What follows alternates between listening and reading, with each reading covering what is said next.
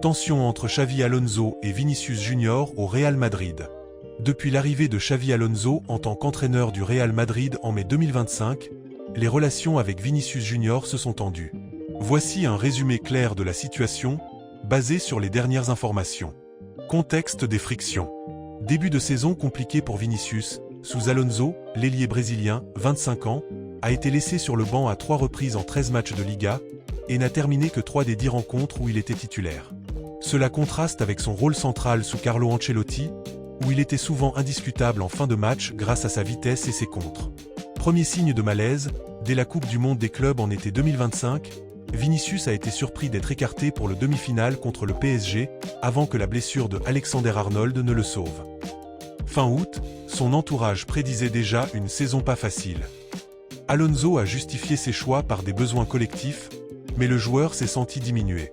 Le déclencheur, le Classico du 26 octobre. Le problème serait survenu du changement effectué par le coach Xavi Alonso. Initialement titulaire à gauche, Vinicius a été décisif en obtenant un penalty en début de match et en étant impliqué dans le but vainqueur de Bellingham. Mais à la 72e minute, score 2-1, Alonso le remplace par Rodrigo. Furieux, Vinicius quitte le terrain en claquant la porte, marmonnant des insultes, « Toujours moi. Je quitte l'équipe, autant que je parte » et se dirige droit vers les vestiaires sans saluer l'entraîneur. Réaction immédiate, Alonso confirme en conf de presse qu'il parlera à Vinicius, mais met l'accent sur ses bons côtés pendant le match. Vinicius réapparaît sur le banc, mais les images de sa colère font le tour du monde.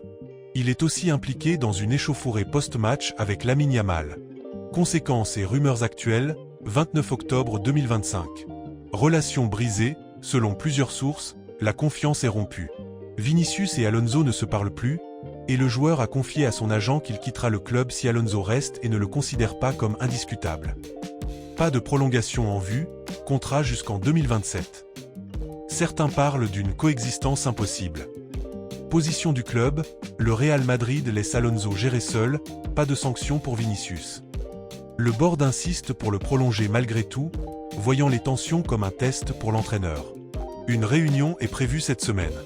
Dans le vestiaire, Vinicius reste populaire auprès de ses coéquipiers, qui soutiennent son talent, 5 buts, 4 passes décisives en Liga. Alonso est testé comme gestionnaire de groupe. Un départ de l'entraîneur serait-il possible?